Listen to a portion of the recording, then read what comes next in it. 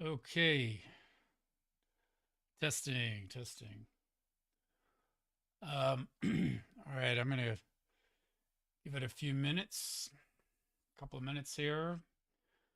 In case some people are getting home from work or wherever, and just tuning in because today is a little different. At 4 o'clock, today is not so much like a back and forth with news items, although of course there are many today, as usual. But just want to give a minute or two for people to hop on because short of me just going on for a while, this is going to be a little shorter, a lot shorter today because I'm going to be issuing a statement today. And so it won't be a full show. It will just be this statement that I have to make. So hopefully people are getting logged in. Of course, if you log in late, then you can just it will be recorded, so you can always find it later tonight and tomorrow or any day. So okay, it's 4:01. People should probably be getting the idea by now. Um, so this is more of a statement about something that I'm planning on this coming year. We'll let the sirens die down out there, some fire or something going on. And all right, let's get going. Um, Hello, my name is Stephen Olivieri. This channel is Sunlight on Chaos. And hello to all of my friends, family, colleagues, and all of you who I hope to meet in the near future, even in these dark days ahead. Everyone, we now have in our hands a severely destructive morality crisis that is tearing away at our national core every single day now. This is not an idea, it's a fact, and only we ourselves are responsible for knowing it deep in our souls and then doing something real about it. We, the people. What falls under the breadth and scope of morality? Unwavering truth and simple human decency. So many red lines have been crossed and destroyed this year, even worse now than 5, 6, 7, or 8 years ago. And it's happening again. And it is indeed my intention to be alarmist about it. Can we fall asleep by the wayside and just let rampant crime and debauchery from the top rule the day? Of course not. But this diabolical nightmare continues to unfold every day now, in front of and including the whole world. You know, something that might seem like a minor point here is now quite relevant. I'm in the process of releasing an invention this year that I've created that will now extend the life of various carbonated beverages much longer now than ever before, once they have been opened. It's called the Carbo Saver. It will definitely save consumers more money going forward and vastly streamline the world's recycling overload when it hopefully comes to market. How's that for an improvement on some grocery items, Mr. Trump? So, out of control, reckless tariffs. That's your idea? We could see with our own eyes that you do not even know what you're doing with tariffs when you apply them in such a stupidly absurd, broad brushstroke way that we can see with our own eyes and pockets, where you yourself have now had to immediately repeal many of them as you figure out in real time what you did wrong. And speaking of wrong, not having even one single delegate appear on behalf of the United States at the COP30 Climate Summit this year. Wind and solar power just arbitrarily stripped these days from our national conversation? Yes, let's now go right back even further and drill hard off the coasts of Florida, California, and Alaska and regress directly backwards, smack in the face of amazing alternative energy innovations. That is just wrong, Mr. Trump. And it is so cataclysmically wrong in so many ways and strategically so stupid and so sickly immoral to dangle Ukraine and its people as an indefensible pawn over an ever erupting and diabolical volcano. How dare you? If NATO membership for Ukraine is wiped off the table, then it will permanently stain and damage your legacy, Mr. Trump, and you will be accountable to history for that.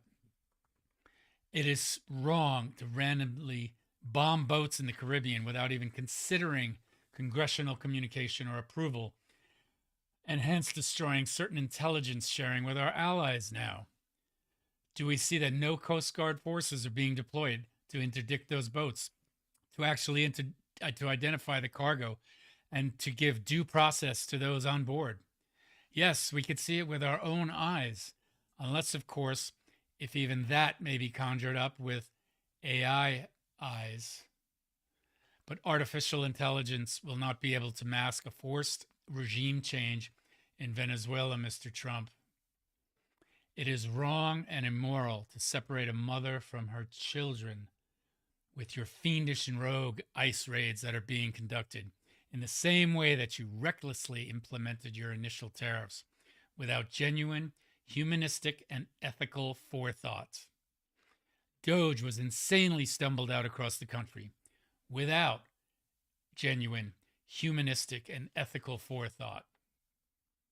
And Mr. Trump, you don't call an innocent female reporter a pig or piggy when she is trapped inside of an Air Force One cabin with you, unless you are, in fact, a male chauvinist pig yourself. And you don't cheat on your wife when she is pregnant, unless you are indeed a male chauvinist pig. You don't profiteer off Bibles and unregulated, self-profiteering cryptocurrencies unless you yourself are morally and ethically bankrupt. You don't destroy food assistance to the starving populations of the world like USAID unless you are morally and ethically bankrupt. You don't destroy part of the White House without any oversight whatsoever from the National Capital Planning Commission and congressional committees like the House Committee on Oversight and Government Reform. You don't falsely try to change the syntax of the sentence that Congress people said to the troops, where they said, you don't have to obey unlawful orders, to you don't have to obey orders. No, the entire country knows that the administration just simply omitted the word unlawful. Has the entire administration lost their collective minds? Perhaps you have now lost yours. And then add to that, spitting out words like sedition, treason, and death by hanging. Talk about crossing a final goddamn red line, Mr. Trump. And most certainly, you don't live and breathe within the circles of a known pedophile for years unless you like it. A morality crisis in this country? Everyone, we are right now in a reality crisis in this country. I have been thinking about the illness in this person before and since this fraud somehow slipped by one of the most accomplished and qualified female candidates in history on November 4th, 2016. We know who she is. And here we are again. How are you feeling right now, MAGA? Human rights stripped away. Health care subsidies stripped away. Dignity itself stripped away. I have been considering this forthcoming decision very carefully since Joe Biden unfortunately lost his debate last year and the cold winds of change have come again.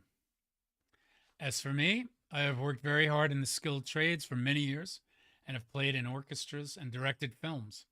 I have written many screenplays, two of which were titled The Collapse of Evil and more recently, Violence for Everyone. I hope you get to know me better this coming year.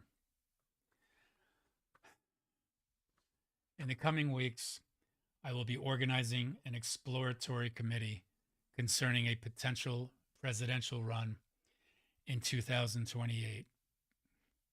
The world as we know it must stabilize now. This country as we knew it must regain its moral compass now. Last year, I overcame a life-threatening arterial aneurysm, and I'm feeling fantastic with a full recovery. The definition of fear itself has completely changed for me this year. We can achieve this collective return to sanity. We can. Together. Please stay tuned. And please email me any of your thoughts or campaign expertise to Stephen@sunlightonchaos.com. That's Stephen with a V at sunlightonchaos.com. This email is now active and will stay that way indefinitely. Thank you all very much for your time and consideration tonight. May our own higher power within each of us be with all of us going forward. Thank you and good night.